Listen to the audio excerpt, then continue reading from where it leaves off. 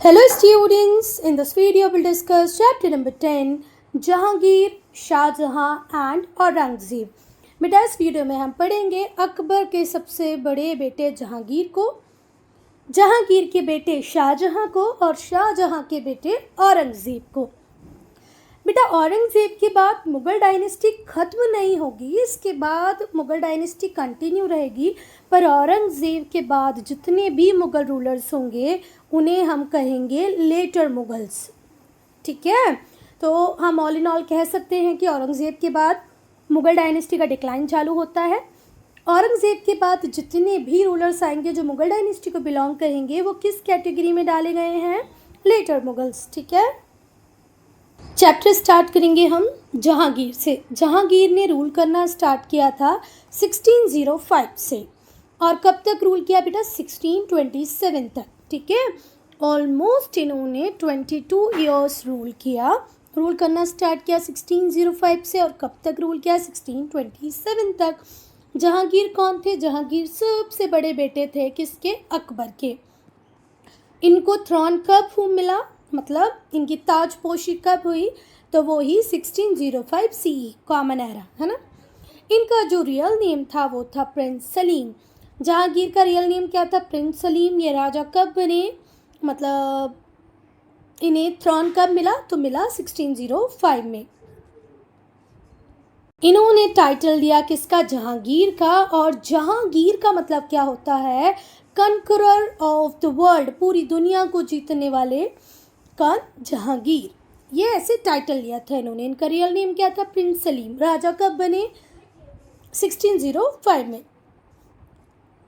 और बेटा इन्हें सबसे ज़्यादा जाना जाता है किसके लिए? इनके फेयर जजमेंट के लिए।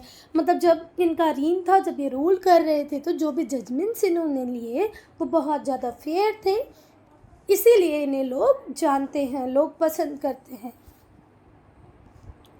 अब बेटा जहांगीर के साथ एक एडवांटेज उनके बर्थ से ही जुड़ा हुआ था, वो ये कि ये बेटे थे किसके? ग्रेटेस्ट मुग़ल रूलर अकबर के। ग्रेटेस्ट मुग़ल रूलर अकबर के।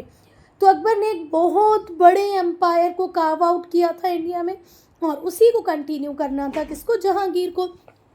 तो जो जहांगीर थे उन्होंने एक पावरफुल एम्पायर इनहेरिट किया, है ना। उन्होंने फिर इस एम्पायर को कंसोलिडेट करने की कोशिश की। कंसोलिडेट करने का मतलब क्या होता है? अपने आप को लोगों से जोड़ लेना, इस तरीके से रूल्स रेगुलेशंस बनाना कि लोग आपसे कनेक्टेड फील करें, लोग आपको पसंद करें, मतलब अपनी जगह बना लेना। ठीक है, तो अब तक जो एम्पायर अकबर का हुआ करता था, अब उसे कौन संभालेंगे? जहांगीर। तो लोग अब जहांगीर को जाने समझें, उनके लिए कुछ ना कुछ तो करना पड़ेगा जहांगीर को। तो जहांगीर अपनी पोजीशन को प्रॉपर्ली कंसोलिडेट करते हैं, जितने भी काउंसिल ऑफ मिनिस्टर्स होते हैं उनके बीच अपनी जगह बनाते हैं, लोगों के बीच अपनी जगह बनाते हैं। ये बहुत ही एबल एडमिनिस्ट्रेटर होते हैं, बहुत अच्छे प्रशासक होते हैं। मतलब जो भी रेवेन्यू सिस्टम रहा इनके टाइम में, जो पब्लिक पॉलिसीज़ रहीं, सब इतनी अच्छी रहीं कि लोग इन्हें पसंद करते थे। So he was an able administrator and empathized with his subject, मतलब इनको अपने सब्जेक्ट से, सब्जेक्ट बोले तो प्रजा, जो लोग इनकी टेरिटरी में रहते थे, उनसे इनको सिंपैथी थी। बहुत बढ़िया तरीके से ये एडमिनिस्ट्रेशन कर रहे थे। कोई भी पर्सन इनसे कंप्लेन कर सकता था किसी भी पब्लिक ऑफिशियल के खिलाफ, और इवन डायरेक्ट एक्सेस था जहांगीर का लोगों को कि लोग सीधे जहांगीर से बात कर सकते थे। और अगर जहांगीर के टाइम में कोई ऑफिशियल करप्ट है या किसी ऑफिशियल की वजह से किसी को कोई परेशानी हुई है, तो वो सीधे आके जहांगीर से कंप्लेन कर सकता था। जहांगीर ने मैक्सिमम पॉलिसीज़ तो वही कंटिन्यू की जो अकबर की थी। देखो अकबर अपने आप में बहुत महान थे, सच में। जो पॉलिसीज़ थी, जो इनका रिलीजियस टॉलरेंस था, वो एक बेंचमार्क था। तो उस बेंचमार्क से आगे जाना थोड़ा सा मुश्किल, नामुमकिन था, पर उस बेंचमार्क पे रहा जाए ये पूरी तरीके से ट्राई किया किसने? जहांगीर ने। तो what ever policies followed by the Akbar is continued bye whom? Jahangir. He maintain matrimonial relations with the Rajput. और एज अकबर डिड, अकबर ने जैसे किया था कि राजपूत प्रिंसेस के साथ, मतलब जो राजकुमारियाँ थी उनके साथ शादी वगैरह की, वही मैट्रिमोनियल अलायंसेस कंटिन्यू रखे किसने, जहांगीर ने भी। बेटा अब हम पढ़ेंगे मिलिट्री कॉन्क्वेस्ट को, ठीक है। देखो जब अकबर रूल कर रहे थे ना बेटा, तो अकबर चाहते थे कि उनका जो सक्सेसर बने वो कौन बने, खुसरो। खुसरो कौन थे, अकबर के ग्रैंडसन। मतलब जहांगीर नेक्स्ट रूलर बने ऐसा अकबर बिल्कुल नहीं चाहते थे। अकबर चाहते थे कि उनका ग्रैंडसन खुसरो ही क्या बन जाए, नेक्स्ट रूलर बन जाए। ये बात किसको बिल्कुल पसंद नहीं आ रही होगी, बताओ मुझे। जहांगीर को बिल्कुल पसंद नहीं आ रही होगी, नहीं आ रही होगी ना। फिर से ध्यान से सुनो, नहीं समझ में आया तो। अभी हम मिलिट्री कॉन्क्वेस्ट स्टार्ट करेंगे, पर उसके पहले कहानी थोड़ी सी ध्यान रखो कि अकबर जब रूल कर रहे थे तो वो चाहते थे कि मेरे बाद जो रूलर बने वो कौन बने, वो बने मेरा ग्रैंडसन खुसरो, ठीक है। पर अकबर का बेटा तो कौन था, जहांगीर। तो जहांगीर नहीं चाहेंगे कि मैं भी राजा बनूं, भाई मैं क्यों राजा नहीं बनूं, क्योंकि मेरा बेटा है कौन, खुसरो। अकबर के बेटे थे जहांगीर और जहांगीर का बेटा था खुसरो। पर अकबर चाहते थे कि जहांगीर रूलर ना बने, सीधे उनके ग्रैंडसन खुसरो क्या बन जाए, रूलर बन जाए। ये बात बहुत ज़्यादा नागवार थी किसको, जहांगीर को। यार देखो, अगर मेरे पापा रूल कर रहे हैं तो मुझे एक बार तो ऐसा लगे ना भाई इनके बाद मैं रूलर बनूं। अगर मेरे पापा मेरे बेटे को नॉमिनेट कर देते हैं तो जो मेरा टाइम स्पेन है वो तो चला गया ना, मुझे तो इतिहास याद ही नहीं रखेगा। तो मैं चाहूँगी मुझे भी हिस्ट्री याद रखे, तो भाई मेरा रूल तो बनता है। तो इस वजह से जहांगीर और खुसरो में एक कॉन्फ्लिक्ट टाइप सिचुएशन थी, है ना। बहुत अच्छे कॉर्डियल रिलेशनशिप नहीं थे अकबर और, सॉरी अकबर नहीं, खुसरो और जहांगीर के। क्लियर है, चलो नहीं समझ में आया तो छोड़ देना। हाँ, तो जो पहला मेजर चैलेंज जहांगीर को मिला वो मिला खुद अपने बेटे खुसरो से, ठीक है। खुसरो ने विद्रोह कर दिया था। क्यों विद्रोह कर दिया था, क्योंकि उसे लगता था कि जिस राजगद्दी पे, जिस तख्त पे आज मेरे पापा जहांगीर बैठे हैं, वहाँ मेरे दादाजी चाहते थे मैं बैठूं। तो लीगली तो मैं उस पोजीशन पे बैठना चाहिए, ना कि मेरे पापा। तो इस वजह से विद्रोह कर देते हैं। पर जहांगीर भी कम थोड़ी ना थे, पूरी काउंसिल ऑफ मिनिस्टर सारे लोग उनके साथ थे, तो उन्होंने इस विद्रोह को पूरी तरह से ख़त्म किया। ये ऐसे पहले मुस्लिम थे जिन्होंने कांगड़ा को जीता। अब तक किसी ने कांगड़ा को नहीं जीता था, पर ये भी किसके नाम चला गया, जहांगीर के। भाई ये पहला मुस्लिम रूलर जिसने किसको जीता, कांगड़ा को जीता।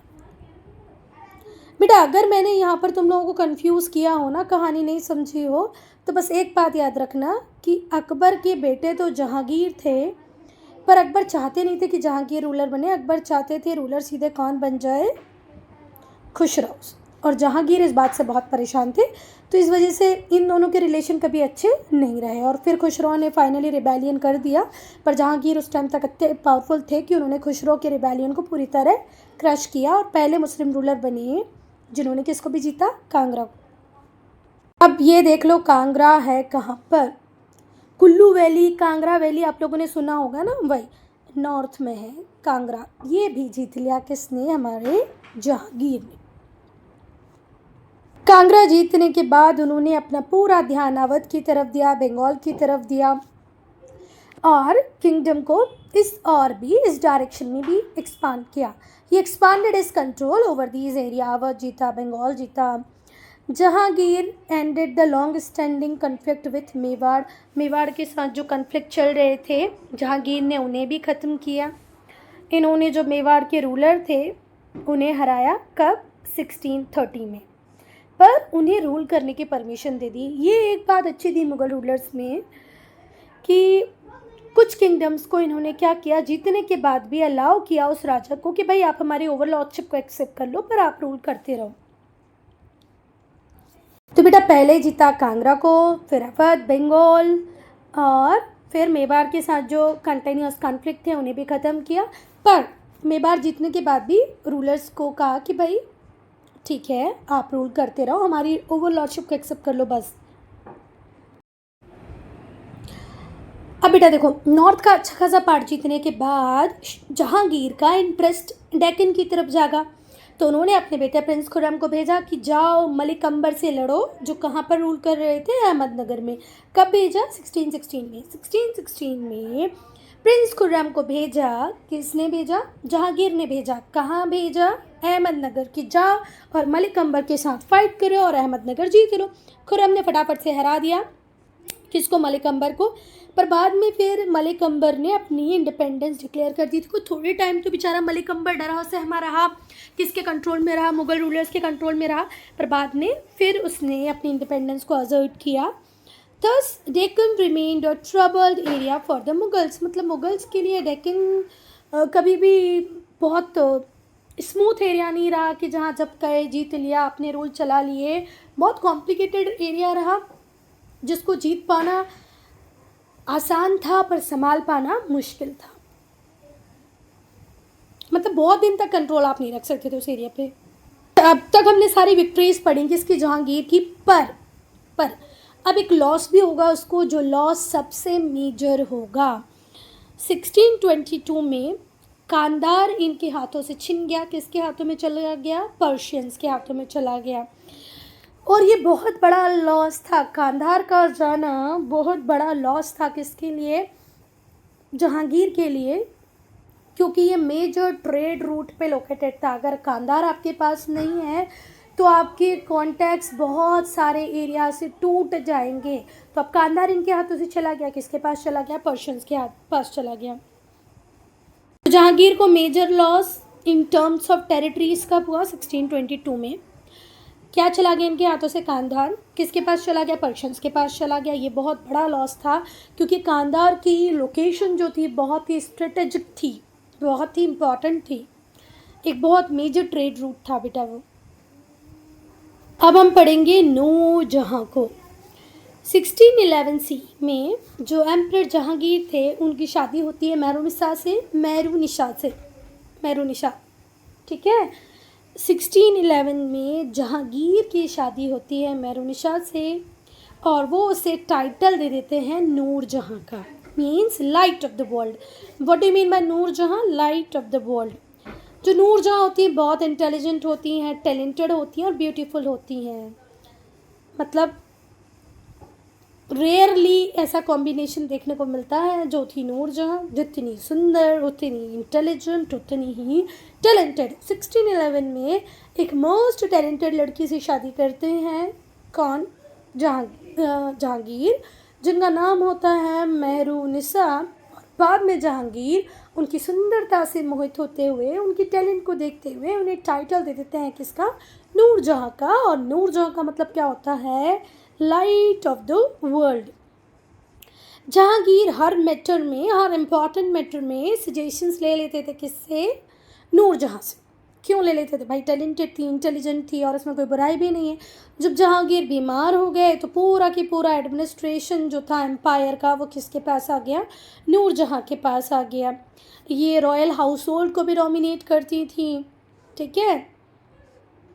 ये तो किया कि भाई रॉयल हाउस होल्ड को इन्होंने डोमिनेट किया, पर साथ ही साथ इनके जितने भी रिलेटिव्स थे, मतलब इनके जो मायके वाले थे, समझ में आ रहा है बात? देखो, मेहरुनिसा का जो मायका था, मतलब जो इनकी मम्मी, बुआ का बेटा, चाचा का बेटा, जो इनके मायके परिवार से जो रिलेटिव थे, उनको इन्होंने बहुत अच्छी अच्छी एडमिनिस्ट्रेटिव पोस्ट दे दी, है ना, और एक नए ट्रेंड को सेट किया। हिस्टोरियंस का बिलीव है कि ये एक्चुअल में सेंटर ऑफ पावर था लास्ट 6 ईयर में। किसके रीन के लास्ट 6 ईयर? जहांगीर जब रूल कर रहे थे तो उस रूल के आखिरी 6 सालों में पावर ऑफ सेंटर कौन थी? नूरजहाँ ही थी।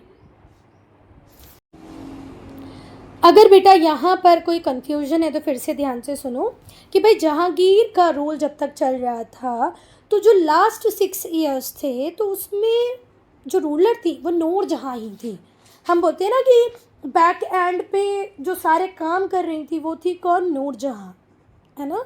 तो जहांगीर के रूल के आखिरी अंतिम 6 सालों में मेजर रूलिंग पावर नूरजहाँ के पास ही थी। पावर सारे कॉन्सेंट्रेटेड नूरजहाँ के पास ही थी। ऑल इन ऑल नूरजहाँ ही सब कुछ चला रही थी।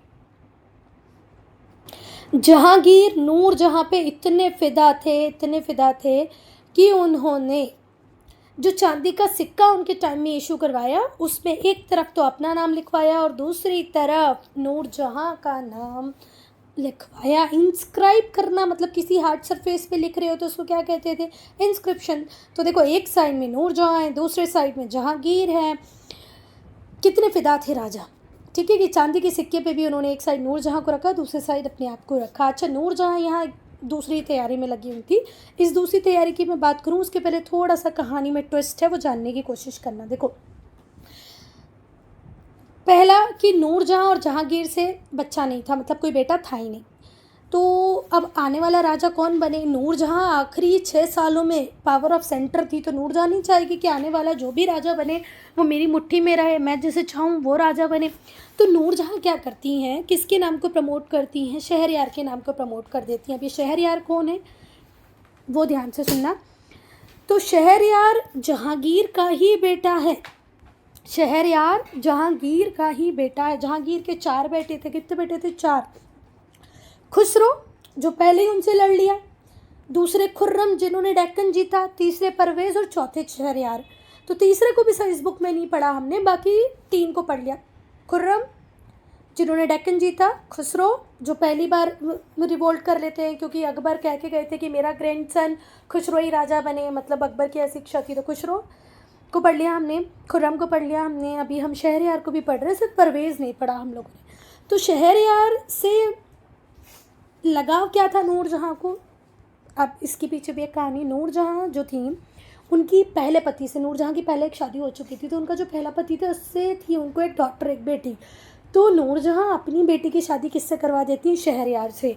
तो नूर जहाँ ज़्यादा एसोसिएटेड, ज़्यादा कनेक्टेड फील करती हैं किसके साथ? शहरयार के साथ। क्यों करती हैं भाई?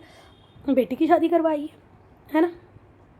तो नूर जहाँ ने अपनी बेटी की शादी शहरयार से करवा दी थी, और शहरयार किसके बेटे थे? जहांगीर के। पर नूर जहाँ चाहती थी कि शहरयार को थ्रोन मिले, और इसी वजह से खुर्रम जहांगीर के अगेंस्ट में हो जाते हैं, रिवोल्ट कर देते हैं, क्योंकि खुर्रम को ये था कि भाई मैं ही सबसे ज़्यादा लायक हूँ, मुझे ही राजा बनना चाहिए। क्लियर है? तो जहांगीर के बाद राजा तो खुर्रम ही बनेंगे, पर नूर जहाँ किसको सपोर्ट कर रही थी, किसको प्रमोट कर रही थी? शहरयार को। शहरयार भी जहांगीर के बेटे हैं और खुर्रम भी जहांगीर के ही बेटे हैं। तो बात समझ में आ गई कि खुर्रम और जहांगीर की लड़ाई किस बात को लेके थी? अगेन राजा बनने को लेकर। जहांगीर बड़े परेशान थे भाई इस मैटर में कि अब क्या किया जाए। बेटा अब हम पढ़ेंगे relations with the British. Britishers के साथ कैसे रिलेशन थे हमारे जहांगीर के। तो ईस्ट इंडिया कंपनी के 2 एम्बेसडर ईस्ट इंडिया कंपनी के किसके कोर्ट में ही पहुंचते हैं? जहांगीर के कोर्ट में पहुंचते हैं और बोलते हैं कि भाई हमें राइट्स दो, हम यहाँ से ट्रेड करना चाहते हैं। तो जहांगीर उन्हें 1612 में परमिशन दे देते हैं कि भैया आप अपना ट्रेडिंग पोर्ट सूरत में बना सकते हैं, तो वहाँ से ट्रेड कर सकते हैं। तो क्या रिलेशनशिप विद द ब्रिटिश में क्या पढ़ेंगे कि भाई जो कैप्टन विलियम हॉकिंस थे और सर थॉमस रे थे, ये किसके कोर्ट में आए? जहांगीर के कोर्ट में आए। ये दोनों कौन थे? एम्बेसडर्स थे। किसके एम्बेसडर थे? इंग्लिश ईस्ट इंडिया कंपनी के। और 1612 में ये परस्यू कर पाते हैं, मना पाते हैं जहांगीर को, और जहांगीर इन्हें परमिशन दे देते हैं कि आप अपना ट्रेडिंग पोर्ट कहाँ बना सकते हैं? सूरत में। ठीक है। In 1612 Jahangir granted them permission to set up a trading port in Gujarat. ये है सर थॉमस रे, ये आए थे, है ना। इन्होंने बढ़िया से गिफ्ट विफ्ट दिए जहांगीर को और कहा कि हम ट्रेड करेंगे तो ये एडवांटेज होगा, वो एडवांटेज होगा आपको, ये वो, और वहाँ से फाइनली परमिशन ले लेते हैं। अब हम आर्किटेक्चर की बात करेंगे। तो जहांगीर ने अकबर का जो मज़ेलियम था उसके कंस्ट्रक्शन को कंप्लीट किया। तो जहांगीर ने पूरा किया किसके कंस्ट्रक्शन को? मज़ेलियम। किसका मज़ेलियम था ये? अकबर का। इसको हिंदी में हम क्या कहते हैं? समाधि, मकबरा। तो पहला काम इन्होंने क्या किया? अपने पापा जी के समाधि को बनवाया, उसको कंप्लीट करवाया। Jahangir completed the construction of Akbar's mausoleum. Mausoleum बोले तो समाधि, मकबरा। इसको स्टार्ट अकबर ने करवा दिया था, ठीक है। उसको कंप्लीट किसने करवाया? जहांगीर ने। He also constructed the mausoleum of Itimad-ud-Daulah, जो नूर जहाँ के पापा थे। नूर जहाँ के पापा इत्मत-उद-दौला का मुज़ेलियम भी किसने बनवाया? जहांगीर ने। ऐसा होना चाहिए, अपने पिताजी और अपनी वाइफ के पिताजी में कोई डिफ्रेंशिएशन नहीं किया, दोनों की समाधि बनवाई। जहांगीर ने बहुत सारे गार्डन्स बनवाए, जिसमें से कि 2 गार्डन्स बनवाए कश्मीर में, एक का नाम था शालीमार बाग और दूसरे का निषद बाग, ठीक है। और ये पूरी दुनिया में नोन है, इतने ब्यूटीफुल गार्डन्स हैं कि हम इन्हें वर्ड्स में एक्सप्लेन नहीं कर सकते, जब तक हम इन्हें देखें नहीं इनकी ब्यूटी का अंदाज़ा हम लगा ही नहीं सकते। शालीमार बाग, निषद बाग कश्मीर में है। इत्मतुद्दौला जो नूरजहाँ के पापा थे, उनकी समाधि भी बनवाई, अपने पापा अकबर की समाधि भी बनवाई। ऑल्दो अकबर का जो मुज़ेलियम था उसकी शुरुआत अकबर खुद कर गए थे, मकबरा बनवा दिया था, उसको कंप्लीट जहांगीर ने करवाया।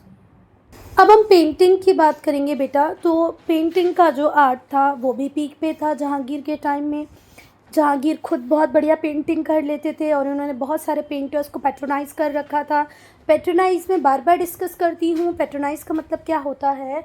एक जो राजा होता है वो जो बहुत ही ब्रिलियंट पेंटर्स, राइटर्स, पोएट होते हैं, इनको अपने कोर्ट में रख लेता है और कहता है भाई कि आपको सिर्फ अपने मास्टरपीस पे काम करना है, आपकी रोजी रोटी, खाना पीना, आपकी फैमिली की रिस्पॉन्सिबिलिटी वो हम पूरा करेंगे। तो इसी तरीके से जहांगीर ने भी बहुत सारे पेंटर्स को पैट्रोनाइज़ कर रखा होता है कि भाई आप पैसा वैसा लो, अपनी फैमिली को चलाओ, पर और कोई काम नहीं करो, सिर्फ आप क्या ही करोगे, पेंटिंग करने का काम, और उसमें एक्सीलेंस हासिल करने की कोशिश करो। मंसूर बहुत ही बढ़िया पेंटर थे, बहुत फेमस भी थे। इन्होंने बर्ड, नेचर की पेंटिंग्स बनाई। अब हम पढ़ेंगे नो मोर सेक्शन को। यहाँ पर बहुत ही इंपॉर्टेंट इन्फॉर्मेशन दे रखी है कि एक बहुत बड़ा अचीवमेंट और भी था इन सब के अलावा जहांगीर का, कि उसने क्या किया था, एक अलग तरीके से जस्टिस को मेंटेन किया। उसने क्या लगवा दी, एक गोल्डन चेन ऑफ जस्टिस।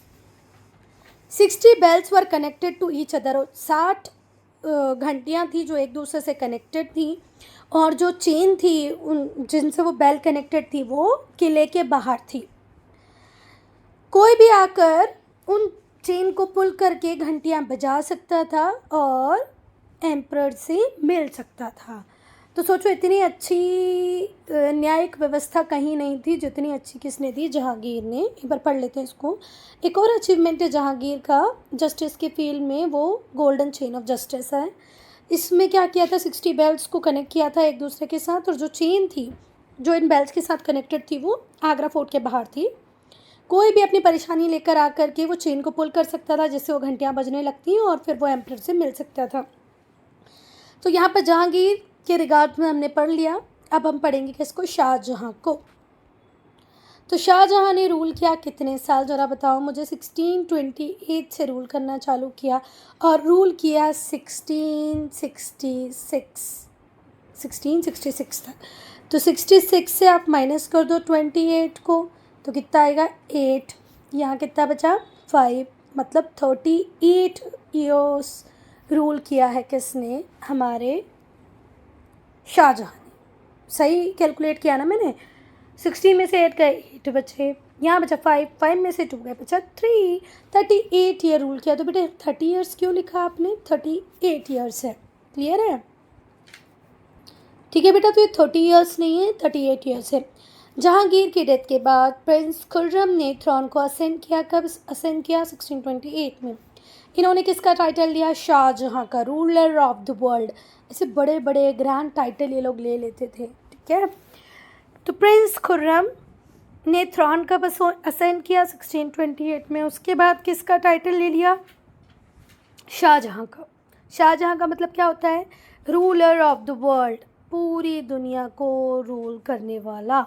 अब हम मिलिट्री कॉन्क्वेस्ट की बात करेंगे। तो शाहजहाँ का जो रीन था उसमें हमने देखा चारों तरफ टर्मोइल था, कैओटिक सिचुएशन थी, बहुत सारे रिवोल्ट्स थे जिनको बेचारे शाहजहाँ को एक्सपीरियंस करना पड़ा। जो बुंदेला राजपूत रूलर्स थे, जुझार सिंह,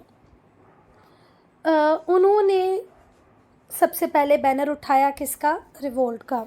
तो शाहजहाँ ने जब से रूल करना स्टार्ट किया तब से हमने देखा कि पूरे एम्पायर में टर्मोइल, कैओटिक सिचुएशन थी, बहुत सारे रिवोल्ट हो रहे थे। शाहजहाँ सोच रहे होंगे मेरे टाइम में होना था ये सब कुछ। जो बुंदेला राजपूत थे जिनका नाम था जुझार सिंह उन्होंने भी रिवोल्ट किया। इसके अलावा डेक्कन में रिवोल्ट हुआ, मतलब चारों तरफ से रिवोल्ट होने लगे। 1633 सी में क्या होता है, जो शाहजहाँ होते हैं वो इन्वेट कर लेते हैं कि इसको डेक्कन को और अहमदनगर को वापस से ले लेते हैं। देखो मैंने बोला ना कि साउथ जीतना अलग बात थी, वहाँ पर कंट्रोल करना बात अलग था, बहुत टाइम तक रूल करते रहना बात बहुत अलग। तो इनके पापा ने भी अहमदनगर जीत लिया था, इन्होंने भी अहमदनगर जीत लिया, उसे इन्वेट किया। फिर बीजापुर गोलकोंडा के साथ पीस ट्रीटी साइन की और बीजापुर गोलकोंडा उन्हें एनुअल ट्रिब्यूट देने को तैयार हो गए। फिर से सुनो, 1633 में शाहजहाँ ने डेक्कन को इन्वेट कर लिया, अहमदनगर को एनेक्स किया, बीजापुर गोलकोंडा के साथ पीस ट्रीटी साइन की, दोनों ही रेडी हुए कि भाई हम आपको एनुअल ट्रिब्यूट दे देंगे। औरंगज़ेब को इंचार्ज बना दिया गया डेक्कन कैंपेन का। बहुत ही काबिल बेटे थे शाहजहाँ के, कौन, औरंगज़ेब। तो इन्हें डेक्कन का क्या बना दिया, सूबेदार। पहले के राजा ऐसे ही करते थे, अपने बच्चों को सूबेदार बना देते थे और जो बहुत अच्छे से अपने सूबे को संभालता था वो नेक्स्ट रूलर बन जाता था।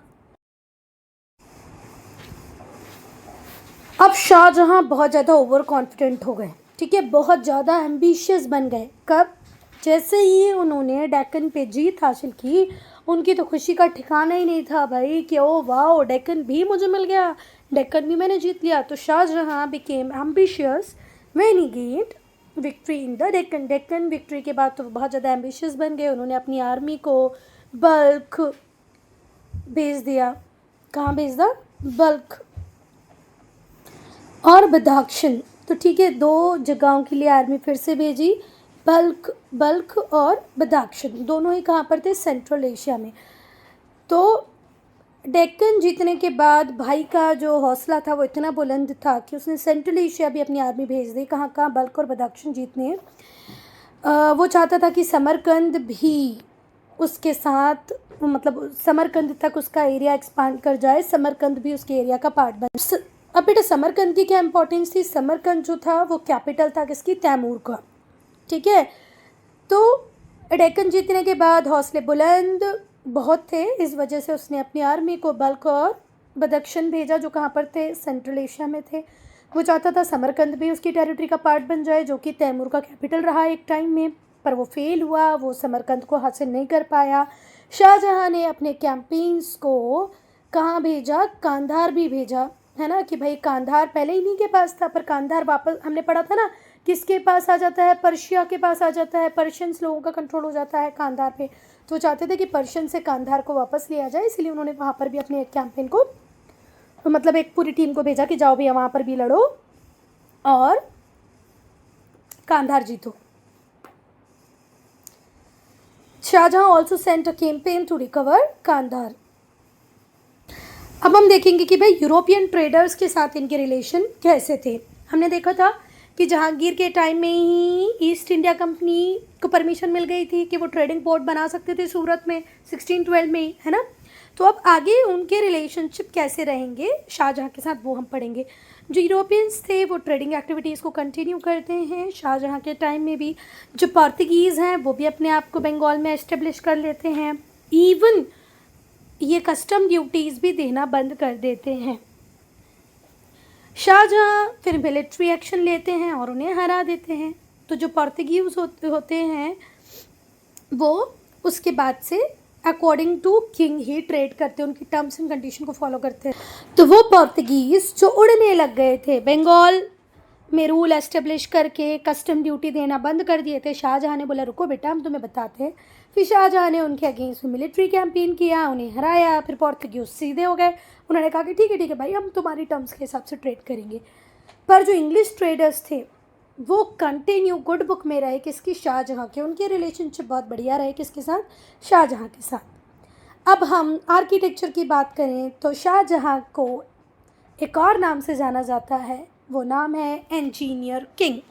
Shahjahan is often called engineer king, ठीक है। इनका जब रूल था तो उस टाइम में, उनके रीन में, इनके जब ये रूल कर रहे थे उस टाइम में मुग़ल आर्किटेक्चर का गोल्डन पीरियड था। मुग़ल आर्किटेक्चर एक ग्रेट हाइट पे था। शाहजहाँ को हमेशा हम याद करते हैं, मोस्टली उन्हें किस के नाम से जाना जाता है कि भाई ताजमहल इन्होंने बनवाया था। तो इन्हें क्या कहते हैं हम, इंजीनियर किंग। इन्हें हम याद करते हैं इनके मास्टरपीस ताजमहल के लिए। और ये जो ताजमहल था ये इन्होंने बनवाया था अपनी बिलव्ड वाइफ मुमताज़ महल के लिए, ठीक है। It was built in the memory of his beloved wife Mumtaz महल। तो अगर हम आर्किटेक्चर की बात करें तो आर्किटेक्चर, मुग़ल आर्किटेक्चर का गोल्डन पीरियड किस टाइम में था, जब शाहजहाँ रूल कर रहे थे। इन्होंने, हम इन्हें मोस्टली याद करते हैं किसके लिए, ताजमहल के लिए। ताजमहल किसके लिए बना था, मुमताज़ महल के लिए। बेटा शाहजहाँ के आर्किटेक्चर में वाइट मार्बल का बहुत ज़्यादा यूज़ हुआ है, लार्ज स्केल पे इन्होंने वाइट मार्बल का यूज़ किया है। पूरा ताजमहल तो पूरा वाइट मार्बल से ही बना है। बहुत सारे प्रेशियस, सेमी प्रेशियस स्टोन्स का यूज़ इन्होंने किया है वॉल्स को डेकोरेट करने के लिए। और इस आर्ट को हम क्या कहते थे, पित्रदूरा, पित्रदूरा, ठीक है। तो शाहजहाँ की बिल्डिंग की एक और खासियत है कि इसमें हमें वाइट मार्बल का यूज़ ज़्यादा से ज़्यादा मिलता है। बहुत सारे प्रीशियस, मूल्य, बहुमूल्य स्टोन्स का इन्होंने यूज़ किया है वॉल्स को डेकोरेट करने के लिए, और इस आर्ट फॉर्म को हम कहते हैं पित्रदूरा। तो ये है ताजमहल। बहुत सारे बच्चों ने तो इसको जाकर भी देखा होगा। शाहजहाँ ने मोती मस्जिद भी बनवाई, कहाँ पर, आगरा में, ठीक है। आगरा का जो फोर्ट है, आगरा फोर्ट में मोती मस्जिद भी बनवाई किसने, शाहजहाँ ने। जामा मस्जिद बनवाई दिल्ली में। Shahjahan is well known as builder, Shahjahan को क्या भी कहा जाता है, बिल्डर कहा जाता है। आगरा फोर्ट में मोती मस्जिद बनवाई, दिल्ली में जामा मस्जिद बनवाई। इन्होंने एक पूरी की पूरी नई सिटी बनवा दी जिसका नाम था Shahjahanabad. Old Delhi for today, आज हम जिसे ओल्ड दिल्ली कहते हैं, ये क्या थी, शाहजहानाबाद, जिसे बनवाया किसने था, शाहजहाँ ने। और उन्होंने शाहजहानाबाद को अपनी कैपिटल बनाया, जिसे आज हम पुरानी दिल्ली कहते हैं, उसे क्या कहा जाता है, शाहजहानाबाद। ये ही कैपिटल हुआ करती थी किसकी, शाहजहाँ जब रूल कर रहे थे उनकी। जो फेमस रेड फोर्ट है, लाल किला है, वो भी इसी सिटी में है।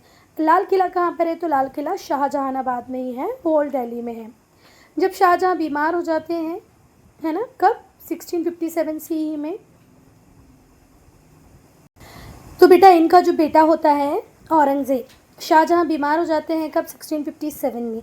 तो इनका जो बेटा होता है 1658 में औरंगज़ेब, वो थ्रोन को असेंड कर लेता, मतलब अब औरंगज़ेब रूलर बन जाते हैं। और वो अपने पिताजी शाहजहाँ को कैदी बनाकर रख देते हैं आगरा के फोर्ट में।